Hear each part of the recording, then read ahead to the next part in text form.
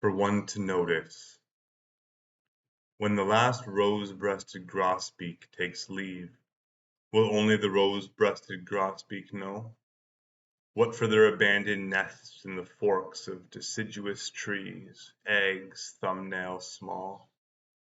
Where will the song sung joyful from the sat, the rapid robin-like notes cheerily, cheerily, continuously chin-chinked, descend and bat the landscape of shrubbery? Who will miss their summer sojourn of fall?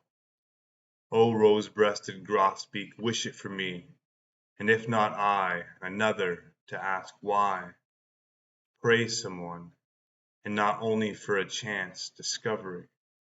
The dead grosbeak I found, eyes open, neck broke beside the garage this morning.